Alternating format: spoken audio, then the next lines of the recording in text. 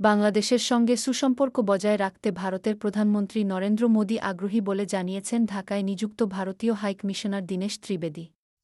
সোমবার ১০ আগস্ট বেলা ১১টার দিকে সচিবালয়ে প্রধানমন্ত্রী তারেক রহমানের সঙ্গে সৌজন্য সাক্ষাৎ শেষে সাংবাদিকদের তিনি একথা জানান। হাইকমিশনার বলেন, গণতান্ত্রিক দেশে বিভিন্ন ইস্যু থাকতেই পারে, তবে সেগুলোর সবই সমাধানযোগ্য। সচিবালয়ে অনুষ্ঠিত এ সাক্ষাৎকে সৌজন্য সাক্ষাৎ হিসেবে উল্লেখ করেছেন প্রধানমন্ত্রীর উপপ্রেস সচিব জাহিদুল ইসলাম রনি। তিনি জানান, বৈঠকে বাংলাদেশ ও ভারতের দ্বিপক্ষীয় সম্পর্ক নিয়ে আলোচনা হয়েছে। সাক্ষাতে পররাষ্ট্রমন্ত্রী খলিলুর রহমান এবং প্রধানমন্ত্রীর পররাষ্ট্র বিষয়ক উপদেষ্টা হুমায়ুন কবির উপস্থিত ছিলেন। গত জুন মাসে ঢাকায় ভারতের হাইকমিশনার হিসেবে দায়িত্ব নেওয়ার পর এটাই দীনেশ ত্রিবেদীর সঙ্গে বাংলাদেশের প্রধানমন্ত্রীর প্রথম সাক্ষাৎ। এর আগে রোববার বিকেলে রাষ্ট্রীয় অতিথি ভবন পদ্মায় পররাষ্ট্রমন্ত্রী খলিলুর রহমানের সঙ্গে বৈঠক করেন ভারতীয় হাইকমিশনার।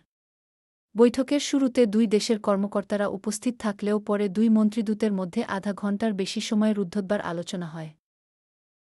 গত ২৫ জুন রাষ্ট্রপতির কাছে পরিচয়পত্র পেশের মাধ্যমে ঢাকায় ভারতের ১৬তম হাইকমিশনার হিসেবে দায়িত্ব নেন দীনেশ ত্রিবেদী। এরপর ২৯ জুলাই তিনি পররাষ্ট্রমন্ত্রী খলিলুর রহমানের সঙ্গে প্রথমবারের মতো সাক্ষাৎ করেন।